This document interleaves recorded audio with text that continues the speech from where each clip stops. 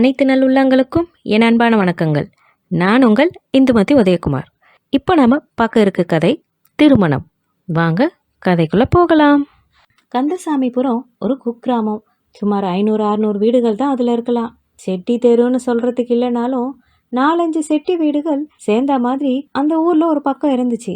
அதுக்கு கிழக்கு நோக்கி வீடு தான் முருகன் செட்டியாருடையது. அந்த வீட்டில் ஒரு அறையில் உடல் மெலிஞ்சி பெண் உருவம் ஒன்று படுத்திருந்தது. ஒரு நடுத்தர வயது பெண் ஒருத்தி அப்போதான் வீட்டுக்குள்ள நுழைஞ்சா. யாரது கேட்டா அறையில் படுத்திருந்த பெண். ஏன் நாதாம்மா, இவ்வளோ நேரமா எங்கே போயிருந்த? ஐயாவும் போயிட்டாரு, நீயும் எங்கே போயிட்ட? பதில் எதுவும் வரல. சீதா பதில் எதுவும் எதிர்பார்க்கல. அம்மாவை ரொம்ப நேரமாக காணுமேன்றது தான் அவளுக்கு கவலை. அவள் எங்கே போயிருந்தான்றதை பற்றி தெரிஞ்சுக்க அவளுக்கு அவசியம் இல்லை. அதோட அம்மா, அந்த பையல ரொம்ப நேரமாக காணுமே, எங்கே போயிருக்கா கொஞ்சம் பாரேன். ஆவுடைய அம்மாளோட பதில்ல துக்கமும் கொஞ்சம் எரிச்சலும் இருந்தது. அவனை பற்றி நீ ஏமா கவலைப்படுற? அந்த சனியை எந்த நேரம் பிறந்துச்சோ அதுலேருந்து தானே உன்னை இப்படி படுத்த படுக்கையாக்கிடுச்சு.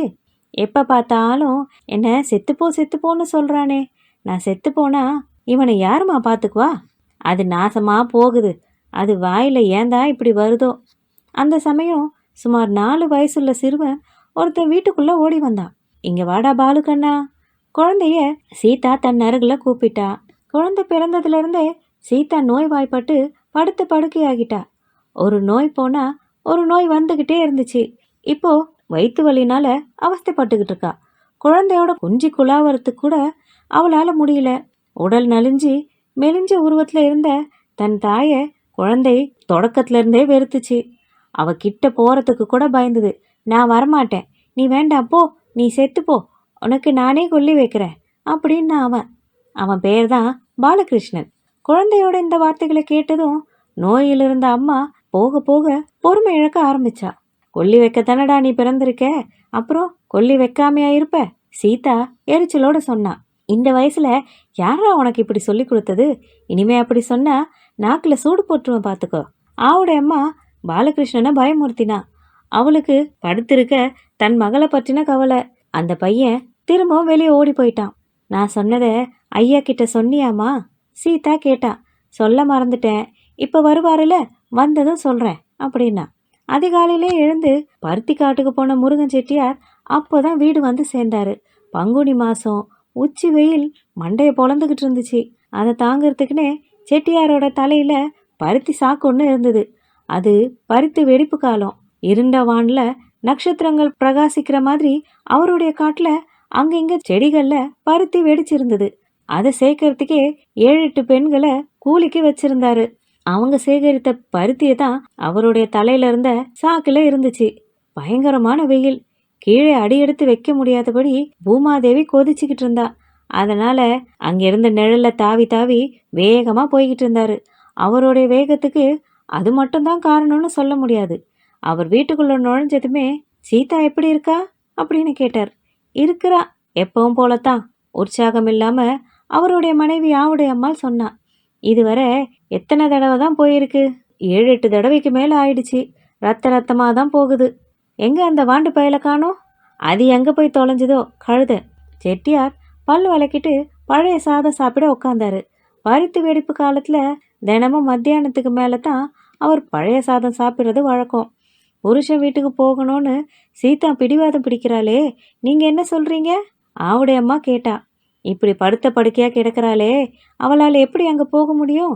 நானும் எவ்வளவோ சொல்லி பார்த்துட்டேன், கட்டாயம் போயே ஆகணுன்றா. உங்களுக்கு பருத்தி காட்டோடு மாரடிக்க தானே சரியா போகுது ஐயா. எனக்கு ஒரு மருந்தா மாயமா ஏதாவது ஒன்று இங்கே இருக்கா என்ன? காலையில் எழுந்து காட்டுக்கு போனவர் இப்போ தான் வரீங்க. அங்கே கொண்டு போய் விட்டா அவர் பாடு என் பாடாவது இருக்கும்ல. ஆத்திரத்தோட சீதா சொன்னா. நான் என்னம்மா செய்வேன்? பட்டிக்காட்டில் என்ன செய்ய முடியும்? பணம் கொடுத்து 10 நாளைக்கு மேலே ஆகுது. மருந்து செஞ்சு கொண்டு வரத்துக்கு சொன்ன வைத்தியன் இன்னும் ஆளையே காணோம். முருகன் செட்டியார் சொன்னார். உங்கள் மேலே நான் குத்தமாக சொல்கிறேன் ஐயா. கொண்டவர்கிட்ட என்னை கொண்டு போய் சேர்த்துட்டா அப்புறம் ஆண்டவன் விட்டபடி எது வேணாலும் நடக்கட்டுமேன்னு சொல்கிறேன். முருகன் செட்டியார் அவ சொன்னதை யோசித்து பார்த்தார். மகள் சொல்கிறதும் சரின்னு தான் தோணுச்சு.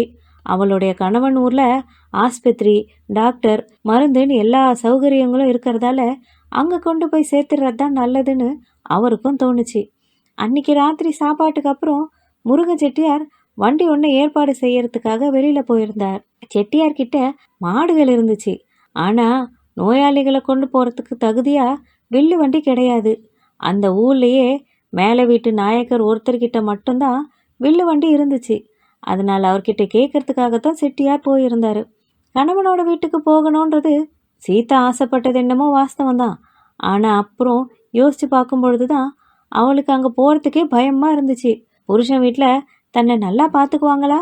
அங்கே தனக்கு சேவை செய்யவும் உதவிகள் செய்யவும் யார் இருக்கா அப்படின்னு பலவாறான யோசனைகள் வந்துச்சு. அதனால் தன் அம்மாவை பக்கத்தில் அழைச்சி, எனக்கு அங்கே போகிறதுக்கே பயமாக இருக்கேம்மா அப்படின்னா. உன்னை யார் இப்போ அங்கே போக சொல்லி அடிச்சா? நீயா தானே போகணும் போகணும்னு சொல்கிற? சீதாவுக்கு பேசிக்கிட்டு இருக்கும் பொழுதே திடீர்னு அந்த சம்பவம் ஞாபகத்துக்கு வந்துச்சு. அதை நினைக்க நினைக்க அவன் கண்ணிலேருந்து கண்ணீராக கொட்ட ஆரம்பிச்சுது. என்னை கல்யாணம் பண்ணின வருஷம் திருவிழா செலவுக்கு என் கணவர்கிட்ட பணம் கேட்டேன். செல்லா காசுகளா 12 காசுகளை பொறுக்கி கொண்டு வந்து என்கிட்ட கொடுத்தாரு. அப்பேற்பட்டவங்க என்னை எப்படிமா கவனிச்சுக்குவாங்க அப்படின்னா. அப்படின்னா நீ ஏன் அங்கே போகணும்னு குதிக்கிற? சரி, எதுவானாலும் பரவாயில்ல, நான் இங்கேயே இருந்துக்கிட்டுமாமா? இருக்க தானே சொல்கிறேன். கொஞ்ச நேரம் சீதா அமைதியாக இருந்தா. அவளுடைய மகனை பற்றின கவலை அவளுக்கு மனசில் வர ஆரம்பிச்சுது. ஆண் பிள்ளை, படிக்க வேண்டிய பையன், கந்தசாமிபுரம் பள்ளிக்கூடம் இல்லாத குக்கிராமன்றது உடனே ஞாபகத்துக்கு வர, இல்லை தன் கணவன் வீட்டுக்கு போகிறது தான் உசித்தோன்னு மறுபடியும் நினச்சிக்கிட்டா. அதோட அங்கே அவளுடைய மாமியார் இருக்கிறதும் அவளுக்கு கொஞ்சம் தைரியம் தந்துச்சு. அம்மா, இல்லைம்மா, நான் போயே ஆகணும் அப்படின்னு இறுதி முடிவா அம்மா கிட்டேயும் சொன்னான். அப்புறம் கொஞ்ச நேரம் கழிச்சு என்ன நினைச்சாலும் தெரியல, இந்த பையன் தலையில் ஆண்டவன் எப்படி எழுதியிருக்கானோ தெரியல. நீ ஒன்றுத்துக்கும் பயப்படாதேம்மா, ஆவுடைய அம்மாள் ஆறுதல் சொன்னான். வெளியே போயிருந்த முருகன் செட்டியார் தற்செயலா 2 பெண்கள் தெருவில் பேசிக்கிட்டு போகிறத கேட்க நேர்ந்தது. அவளை போன கணக்கோட சேர்க்க வேண்டியதுதான், இனிமே பிழைக்கவா போறா அப்படின்னா ஒருத்தி. நானும் இன்னைக்கு சாயந்தரம் போய் பார்த்துட்டு தான் வந்தேன். எப்படி இருந்தவ இப்படி அழைச்சி போயிட்டா தெரியுமா? இன்னொருத்தி சொன்னா. அவங்க சீதாவை பற்றி தான் பேசிக்கிட்டு இருக்காங்க. அடுத்தவங்க வாய் மூலயமா கேட்கும் பொழுது தான் முருகன் செட்டியாருக்கு தன் மகளோட உண்மையான நிலைமையே தெரிய வந்தது. அது இவ்வளோ நாளைக்கும் அவருக்கு ஏன் புரியாமல் போயிடுச்சு? அவங்க சொன்னது உண்மைதானா? இனிமே சீதா பிழைக்க மாட்டாளா? அப்படின்னா பாலகிருஷ்ணனோட கதி என்ன ஆகிறது? சீதா வெற்றிபுரத்தில் இருக்க தன் கணவன் வீட்டுக்கு வந்து சேர்ந்துட்டா. அங்கே அவ கண்ட காட்சி அவளை கதி கலங்க வச்சுது. கணவன் வீட்டுக்கு போகலாமா வேண்டாமான்னு எவ்வளோ யோசிச்சு குழப்பத்தில் இருக்கும் பொழுது அவளுடைய மாமியார் தான் அவளுக்கு நினைவுக்கு வந்து தைரியம் கொடுத்தவங்களா இருந்தாங்க. அதுக்கப்புறம்தான் இங்கே வெற்றிபுரத்துக்கு போகிறதுன்னு முடிவெடுத்தே வந்தா. மாமியார் தனக்கு உதவியா இருப்பா, தன் குழந்தை மேலே பாசமாக இருப்பான்ற நம்பிக்கையோட தான் அவளும் வந்து சேர்ந்தா. ஆனால் அவளுடைய மாமியார் இருந்த நிலைமையை பார்க்கும் பொழுது அவளோட ஆசையெல்லாம் பாழா போச்சு. ஒன்றை நினச்சா அது இன்னொன்னா வந்து விடிஞ்சிருச்சே. சீதாவோட மாமியார் லக்ஷ்மி அம்மாள் அவளுக்கு உருவத்திலையும் மாமியாரா இல்லை, உண்மையிலையும் மாமியாரா இல்லை. லக்ஷ்மி அம்மாள் சீதாவோட மாமனாருக்கு 2ஆம் தாரமாக வாழ்க்கப்பட்டவ. அவளை கல்யாணம் பண்ணிக்கும் பொழுதே சுந்தரம் செட்டியாருக்கு 2 பெண் குழந்தைகளும் ஒரு பையனும் இருந்தாங்க. மனைவி உயிரோடு இருக்கும் பொழுதே பெண்களுக்கு கல்யாணம் செஞ்சு போய் சேர்ந்தா அந்த புண்ணியவதி. இல்லைன்னா இப்படி வர்றவகிட்ட அந்த பெண்கள் எவ்வளோ கஷ்டப்பட்டு நேர்ந்துருக்குமோன்னு அந்த ஊர்க்காரங்க எல்லாம் பேசிக்குவாங்க. ஆனால் லக்ஷ்மியோட குணத்தை பார்த்தவங்க தான் அந்த பயத்துக்கே இடமில்லாமல் போச்சுன்னு அவங்க உணர ஆரம்பித்தாங்க. மனைவி இழந்து எவ்வளவோ பேர் 2ஆம் தாரம் கல்யாணம் செஞ்சுக்கோன்னு சொல்லத்தான் செஞ்சாங்க. ஆனாலும் சுந்தரம் செட்டியாருக்கு வாய்ச்ச மாதிரி யாருக்கு வாய்க்குதுன்னு ஜனங்கள்லாம் பேசிக்கிட்டாங்க. லக்ஷ்மி அவ்வளோ அடக்கமும் ஒடுக்கமும் குணமும் அழகும் பொருந்தியவளாக இருந்தா. கணவனிட்ட கட்டளைக்கு எதிர்பேச்சு பேசாமல் நடந்து வந்தா. பேருக்கு ஏற்றபடி லக்ஷ்மிகரம் பொருந்தி இருந்த அவளுடைய முகத்தில் எப்பவும் திருப்தியும் சந்தோஷமும் குடிக்கொண்டு இருந்தது. கிராமத்து பெண் தான். கணவன் வீட்டுக்கு வந்தப்போ வீட்டு வேலை பார்க்கறதுக்கு கூட அவளுக்கு அந்த அளவுக்கு பக்குவம் இல்லை. கணவன் தான் எல்லா வேலைகளையும் அவளுக்கு கற்றுக் கொடுத்தாரு. புதுசாக கல்யாணம் ஆன மோகத்தில் ஈடுபடுற வயசில் சுந்தரம் செட்டியார் இல்லை. அதனால் வீட்டு வேலைகளெல்லாம் தன் புது மனைவிக்கு ஒத்தாசையாக சொல்லி கொடுத்து அவர் அதிலேயே சந்தோஷம் பார்த்தாரு. லக்ஷ்மியும் ரொம்ப சுட்டியாக எல்லா வேலைகளையும் கற்றுக்கிட்டா. எழுத்து வாசனையே இல்லாமல் இருந்த தன் மனைவிக்கு செட்டியார் படிக்கவும் சொல்லி கொடுத்தாரு. எல்லாரும் லக்ஷ்மியோட அறிவையும் குணத்தையும் மெச்ச ஆரம்பிச்சாங்க. முதல் மனைவிக்கு வயசுக்கு வந்த பிள்ளைகள் 3 பேர் இருக்கிற வீட்டில் இளையால வாழ்க்கைப்பட்டு நல்ல பேரும் வாங்குறதுன்றது அவ்வளோ லேசான காரியம் இல்லையே. இயற்கையிலேயே நல்லவளா இருக்கவளை கூட மூத்த மனைவியோட உறவுக்காரங்க குத்தலா பேசியும் கோல் மூட்டியும் விட்டு இல்லாததையும் சொல்லி எல்லாத்தையும் கெடுத்து விடுவாங்க. ஆனா தன் சக்காலத்தியோட உறவினர்களை கூட கொண்டாடும்படி அவன் நடந்துகிட்ட விதம் எல்லாரையும் ஆச்சரியப்படவே வச்சது. என்ன வசிய மருந்து தூவி இப்படி எல்லாரையும் மயக்கிட்டு லக்ஷ்மின்னு சுந்தரம் செட்டியார் கூட அப்பப்போ அவளை கேலி செய்யறது உண்டு. கணவருடைய வீட்டுக்கு வந்து கொஞ்ச காலத்திலேயே லக்ஷ்மி தன் பொறுப்பு முழுவதையும் உணர்ந்துக்கிட்டா. வீட்டில் எஜமானின்ற கர்வம் இல்லாம கௌரவத்தோட நடக்க ஆரம்பிச்சா. சுந்தரம் செட்டியாருடைய மூத்த தாரத்து மகன் அவளுக்கு 2 வயசு தான் சின்னவனா இருந்தான். அந்த வயசுல இருந்தே அவனை தன் மகனை போல நடத்தி வந்தான். அவனும் அவகிட்ட மரியாதையுடனும் அன்புடனும் நடந்துக்கிட்டான். அப்போ அவனுக்கு கல்யாணம் ஆகலை. அதுக்கப்புறம் 5-6 வருஷங்களுக்கு அப்புறம்தான் அவனுக்கு கல்யாணமும் நடந்தது. லக்ஷ்மி தான் பெரிய மனுஷி மாதிரி அவனுக்கு முன்னின்னு பெண் பார்த்து வந்தா. கணவன் வீட்டுக்கு போகணும்னு சீதா முடிவெடுத்தப்போ லக்ஷ்மியோட நினைவு தான் அவளுக்கு தைரியத்தை தந்தது. லக்ஷ்மிக்கு அவளுக்கும் சுமார் 10-12 வயசு வித்தியாசம் இருக்கும். இருந்தாலும் சீதாவை லக்ஷ்மி தன் தோழி போல தான் நடத்தி வந்தா. ஒரு நாள் அவ மருமக போல நினைச்சதே இல்லை. கணவனுடைய அசிரதத்தையும் அலட்சியத்தையும் தான் நோய்வாய்ப்பட்டிருப்பதால தன் மேல விருப்பம் இல்லாம இருப்பதையும் நினைச்சு பார்க்கும்பொழுது சீதாவுக்கு பயமாவே இருந்துச்சு. திருவிழா செலவுக்காக 12 செல்லா காசுகளை பொறுக்கி கொண்டு வந்து கொடுத்த கணவனோட அந்த மோசமான குணத்தை சீதா தன் அம்மா கிட்ட குறைப்பட்டு சொன்னப்ப கூட தன் மாமியார் அந்த சமயத்துல எப்படி நடந்துக்கிட்டான்னு அவ சொல்லவே இல்லை. அந்த விஷயத்தை தெரிஞ்சதும் லக்ஷ்மி ஒரு பையனை கடைக்கு அனுப்பி தனக்கும் சீதாவுக்கும் திருவிழா செலவுக்கு 5 ரூபாய் வேணும்னு வாங்கி வர சொன்னான். சுந்தரம் செட்டியாரும் உடனே கொடுத்து அனுப்பினாரு. அவளுடைய வார்த்தைக்கு எப்பவுமே மறுவார்த்தை கிடையாது. வீட்டில் அவள் அடி எடுத்து வச்ச பிறகுதான் லாபத்துக்கு மேலே லாபம் கிடைச்சி தனக்கு செல்வம் கூடி வந்ததுன்றது அவருடைய நம்பிக்கை. சீதாவுடைய கணவன் அன்னைக்கு சாப்பிட்டு வந்த பொழுது லக்ஷ்மி அவனை பார்த்து, ஊரில் உள்ள பசங்க எல்லாம் மனைவிகளை எப்படி கொஞ்சம் கொலாவுறாங்க, என்னென்ன வாங்கி கொடுக்குறாங்க, திருவிழா செலவுக்கு பணம் கேட்ட பெண்ணுக்கு நீ இப்படி 12 செல்லா காசுகளை கொண்டு வந்து கொடுக்குறியே, இது உனக்கு நல்லா இருக்கா அப்படின்னு கண்டிக்கவும் செஞ்சா. அத்தைக்கு லக்ஷ்மி அம்மாளுக்கு இப்போ என்ன நடந்துச்சு? 2ஆம் தரமாக வாழ்க்கைப்பட்ட லக்ஷ்மி கவலைப்படுறதுக்கு எந்த காரணமும் இல்லையே. அவளுக்கும் 3 குழந்தைகள் பிறந்தது. 2 பெண் குழந்தைகள், 1 ஆண் குழந்தை. குழந்தைங்களை அவள் ரொம்ப பாசமாகவே வளர்த்தா. சுந்தரம் செட்டியாரும் அவங்க மேலே ரொம்ப பாசமாக இருந்தார். மூத்தாள் பிள்ளைகளோட பொறாமையை தூண்டாமலும் லக்ஷ்மி மனம் கோணாமலும் ரொம்ப திறமையாக தான் நடந்துக்கிட்டான். ஆனால் லக்ஷ்மி கொடுத்து வச்சது அவ்வளோதானோ என்னமோ. அவளுடைய 2 பெண்களும் 8 வயசு வரைக்கும் வளர்ந்து வளர்ந்து ஒருத்தர் பின் ஒருத்தராக இறந்து போயிட்டாங்க. அப்புறம் ரங்கசாமின்ற ஒரே பையன் மட்டும்தான் இருந்தான். அவன் மேலே உயிருக்கு உயிராக இருந்தாள் லக்ஷ்மி. அவனுடைய கண் கலங்கினா அவன் உயிரே போயிடும். அவனுக்கு ஜலதோஷம் பிடிச்சா கூட லக்ஷ்மியால் தாங்கிக்க முடியாது. ரங்கசாமியும் ரொம்ப நல்ல பையனாக தான் வளர்ந்தான். குழந்தை பருவத்துக்கு ஏற்ற விளையாட்டுகளையும் வேடிக்கைகளையும் பார்த்து அவன் அடைஞ்ச சந்தோஷத்துக்கு அளவே இல்லை. ஒரே குழந்தை இல்லையா, 2 கைகளாலும் காலாலும் தவழ்ந்து வந்த குழந்தை கைகளை 2ஐயும் தூக்கி எழுந்து நின்று நடக்க ஆரம்பித்த பொழுது லக்ஷ்மி ஏன் அவ்வளோ சந்தோஷம் அடைஞ்சான்னு தெரியல. அவனோட 2 கால்கள் கொண்டு அவன் நடக்க ஆரம்பிச்சதை பார்க்கும் பொழுது அவளுக்கு இந்த உலகத்தில் ஏதோ பெரிய விஷயத்த தன் குழந்தை சாதிச்ச மாதிரி நினைச்சாலோ என்னமோ. அடுத்து குழந்தையோட அந்த மழலை மொழிகளை கேட்டு அது கூட கொஞ்சம் குழாவிட்டு இருந்தா. 5 வயசுல ரங்கசாமி பள்ளிக்கூடம் போக ஆரம்பிச்சான். பையன் ரொம்ப புத்தி கூர்மையானவனாவே இருந்தான். பெற்ற தாய் அடைஞ்ச பெருமைய சொல்லணுமா என்ன? தன் மகனை போல அறிவுள்ளவன் இந்த உலகத்திலேயே எங்கும் கிடையாதேன்னு அவ்வளோ இருமாந்தமா இருந்தா. தினமும் பையன் பள்ளிக்கூடத்துலேருந்து ஏதாவது புதுசாக கற்றுக்கிட்டு வருவான். தான் கற்றுக்கிட்ட கதைகளையும் பாட்டுகளையும் அம்மா கிட்ட சொல்லி காட்டுவான். ஒரு நாள் பள்ளிக்கூடத்துலேருந்து வந்ததும், மாமி தந்த லட்டு மடியில் வாங்கி கட்டு, அதை கொஞ்சம் பிட்டு எனக்கு கொஞ்சம் ஊட்டு அப்படின்னு பாட ஆரம்பித்தான். அவனுக்கு பள்ளிக்கூடத்தில் அன்னைக்கு சொல்லி கொடுக்கப்பட்ட பாட்டு அது. சமையல் அறையில் ஏதோ வேலையாக இருந்த லக்ஷ்மி இதை கேட்டதும் குதிச்சு குதிச்சு ஓடி வந்தா. மாமி தந்த லட்டா? எந்த மாமிடா கொடுத்தா?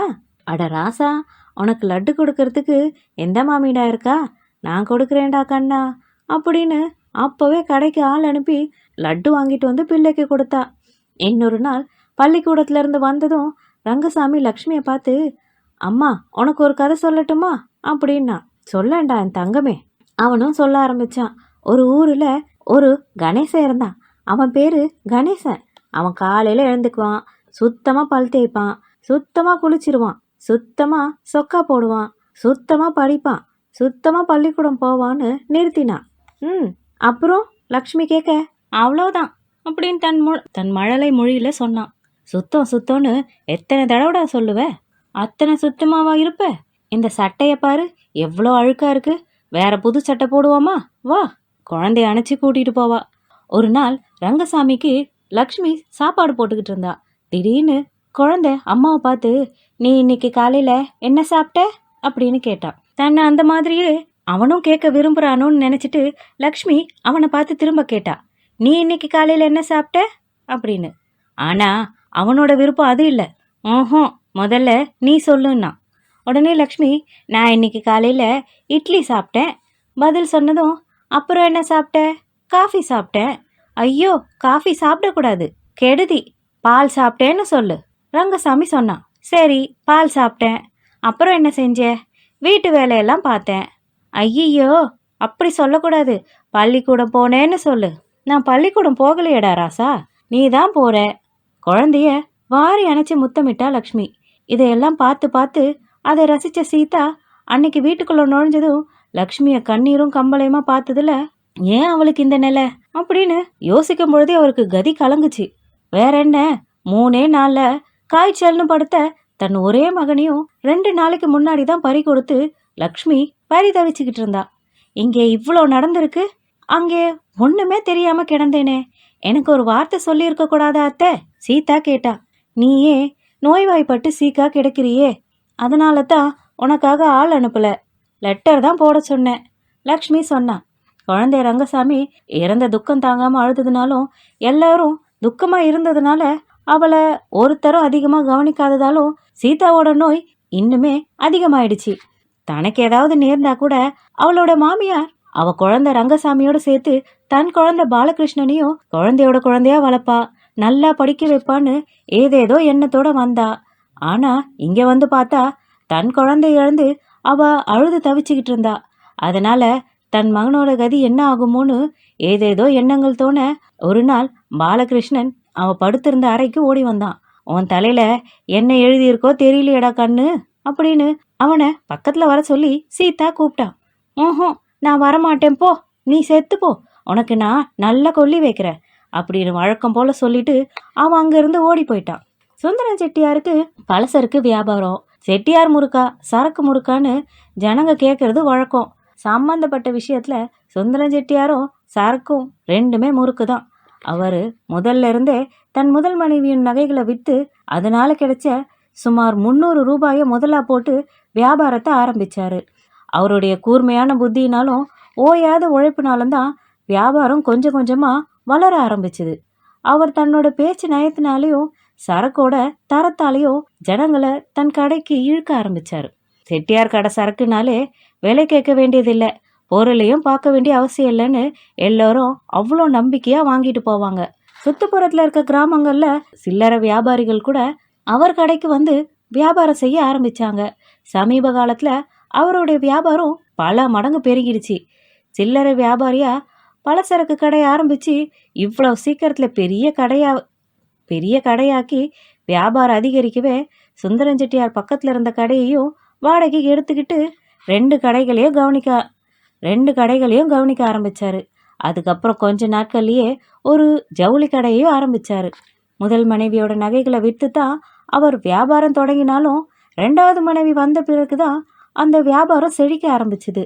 அதனால செட்டியாருக்கு எப்பவுமே லக்ஷ்மி அம்மா மேல ஒரு தனி வாஞ்சியே இருக்கு. லக்ஷ்மி அம்மாளுக்கு தன் மகன் இறந்த துக்கம் கொஞ்சமும் குறைஞ்ச பாடில்ல. குழந்தை ரங்கசாமி பேசின பேச்சுக்களையும் செஞ்ச ஒவ்வொரு செய்கைகளையும் நினைச்சு அவ அழுது புலம்பிக்கிட்டு இருந்தா. சிதம்பரத்துக்கு போய் நடராஜரோட அந்த தெய்வீக நடனத்தை கண்டு கழிச்சா. ஆனா அவளுடைய மனசுல ரங்கசாமி தான் அந்த ஆனந்த நடனத்தை ஆடின மாதிரி இருந்துச்சு. தன் மகனே தனக்காக ஆடின மாதிரி பரவசம் அடைவா. ஆனா அப்படியும் ஏன் அந்த சின்ன சந்தோஷம் கூட அந்த கடவுளுக்கு பிடிக்கல? என் ரங்கசாமியே என்கிட்ட இருந்து பிடுங்கிக்கிட்டார்னு திடீர்னு நினைச்சு அழ ஆரம்பிச்சிரா.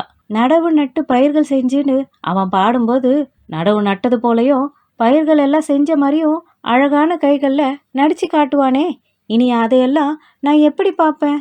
அவன் மனசு நொந்து போனான். செந்தமிழ் நாடெனும் போதினிலேன்னு ரங்கசாமி தன் மழலை மொழிகள்ல பாடினப்ப எல்லாம் லக்ஷ்மியோட காதுகள்ல தேனில்ல தேவாமிர்தமே வந்து பாயும். அந்த சொல்ல எல்லாம் இனிமே நான் எப்போ கேட்பேன்? அடிக்கடி இப்படியே புலம்பிக்கிட்டு இருந்தா. நிலைமை இப்படி இருக்க சீதாவோட நிலைமை இன்னும் அப்படியே தான் இருந்துச்சு. இருந்தாலும் அவ தன் கஷ்டத்தை பெருசுபடுத்த விரும்பல. மாமியாரை தேட்டதான் அவளும் முற்பட்டா. ஒரு சமயம் அவ பறிச்ச கடவுள் கொடுக்கவும் செய்வார் அத்தை, அதனால மனசை தளர விடாதீங்க, அதிகமா புண்படுத்திக்காதீங்கன்னு சொன்னப்ப அது இவ்வளவு விபரீதமா முடியும்னு அவ கனவுலையும் நினைக்கல. இனிமேல அந்த கடவுள் கொடுக்க போறார். அதுவும் இல்லாம அப்படி என்ன நான் பிள்ளை பெற வயதுலயா இருக்கேன் கடவுள் கொடுப்பார்னு நினைக்கிறதுக்கு? லக்ஷ்மி ஏங்கி ஏங்கி அழ ஆரம்பிச்சா. அப்போதான் அவளுக்கு இத சொல்லி இருக்க வேணாமோன்னு தோணுச்சு. லக்ஷ்மி அப்படி ஒன்றும் பிள்ளை பெற வயசை தாண்டிடலாதான். அவளுடைய கணவனோட பருவத்தை நினைச்சுதான் அவ இப்படி சொல்லி இருக்கா. சுந்தரம் செட்டியார் தன்னால் ஆன மட்டும் மனைவியை தேற்ற முயற்சித்தாரு. வியாபாரத்துல தன் கவனத்தை அதிகமா செலுத்த முற்பட்டாலும் அவருக்கு ஆழ்ந்த தமிழ் அறிவும் தமிழ் நூல் பயிற்சிகளும் உண்டு. வயசு ஆக ஆக அவர் வேதாந்த விஷயங்கள்ல அவர் மனசு லயிக்க ஆரம்பிச்சுது. அவருக்கு நிறைய சிஷ்யர்களும் வந்தாங்க. அவங்க அவர்கிட்ட வந்து ஞான உபதேசம், பகவத்கீதை, கைவல்ய நவநீதம், திருக்குறள்னு பல நூல்கள் குறித்து விளக்கம் கேட்டுட்டு போறது வழக்கம். அதே மாதிரி இப்போ அந்த நூல்கள்ல இருக்க விஷயங்களை தன் மனைவிக்கும் சொல்லிக்கிட்டு இருந்தாரு. அவளுடைய ஆறாத துயரத்தை ஆத்துறதுக்கு என்னென்னமோ முயற்சி பண்ணாரு. குழந்தை இறந்ததுல இருந்து செட்டியார் கடைக்கு போறதையும் நிறுத்திட்டாரு.